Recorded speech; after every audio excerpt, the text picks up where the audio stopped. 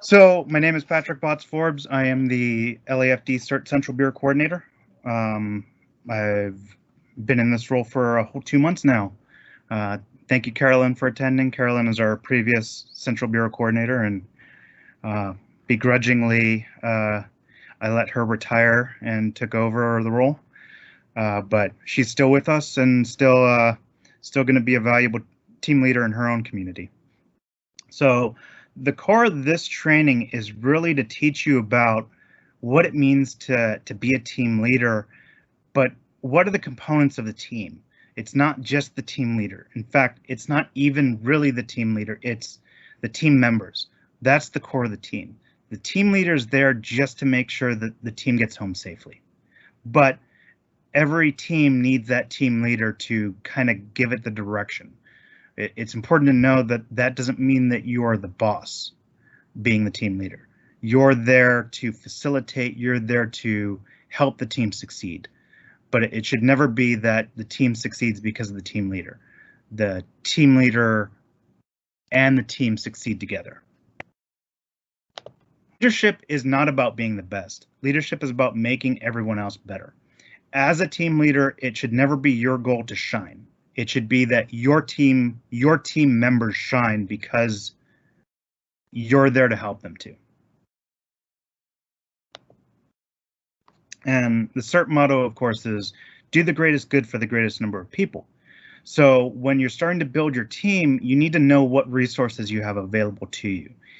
If you don't have any resources, you don't have any team members, you're not a team. You're by yourself, you're just a random person. And it's also important to know when you approach something with a team, if you don't have the resources to accomplish whatever goal you think you need to accomplish with this, that you don't take a risk and put the team in danger, put the mission in danger by trying to accomplish something that you're not equipped to do. So always do the best you can with the resources you have. If you come up on something and you don't have the correct tools, but you can kind of figure out a way to get around it without putting your team in danger, do what you can. You're not going to be able to accomplish everything, and that's the simple reality of things. If you don't have more than a handful of members, then your CERT response is going to be limited. So do what you can with what you have. If you have 3 people there, you're going to figure out how to help your neighbors out, but it's not going to be the same as if you had 50 members there. And for the people who are new, the people who are not CERT trained yet, the community emergency response team is going to be the most effective method of helping the neighborhood out until the professional responders arrive.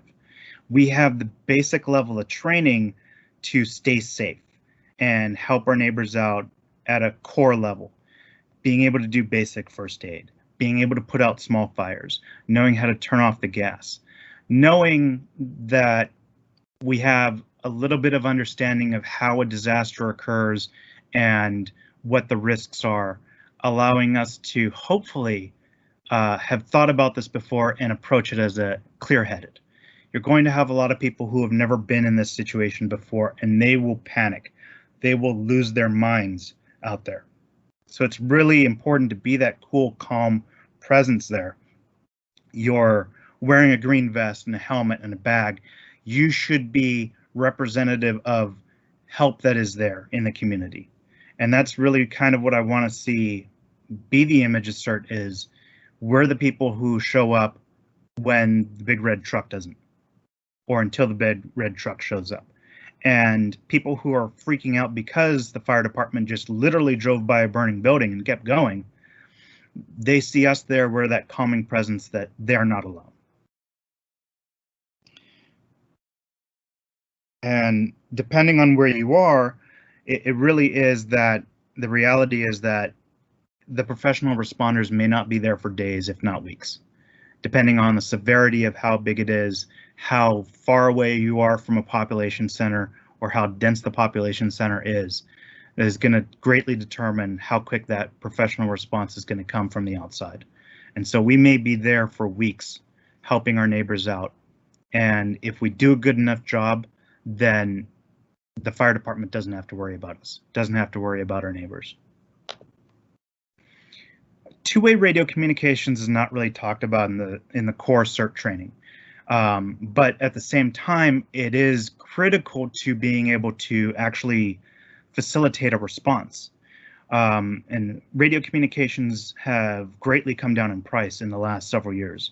You can buy two-way radios, family radio service radios, and they're going to work decently for maybe $50 for a pair of radios. You have several of those radios, and you're going to be able to do a lot more than if you didn't have the radios. Without the radios, and kind of what the core training says, is that you're going to have to send a runner to get help. You're going to have to send a runner to get support or to let the staging area know what's going on. If you're doing this without radios, your effective range is going to be a couple of blocks at the most. Could you imagine if you're a mile out from the staging area and you have to send a runner back? What was that, a 15-minute delay to get the runner who's in good shape back to the staging area, and another 15 minutes to get that response back from the staging area? That's a 30-minute lag time if you're asking for resources or help. So those two-way radios are critical force multipliers. Being able to be on scene and immediately let the staging area know, hey, I've got this. I've got an accident, an injured person. This is what we're going to do, but we need these resources.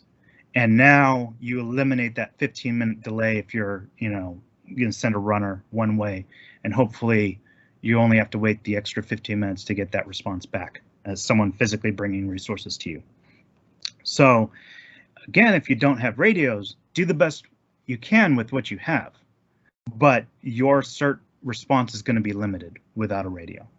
And it's important to get training on your radios, make sure your people are proficient, that they know how to communicate over the radio, and they can do so in a busy situation with other people on the same channel, and they're able to follow and communicate, follow radio protocol, so that it doesn't add to the confusion of the problem. The individual really is not useful by themselves. If you are the only CERT trained member on your block or in your neighborhood, you're going to take care of your family. You're going to take care of yourself. You're going to make sure your neighbors are safe.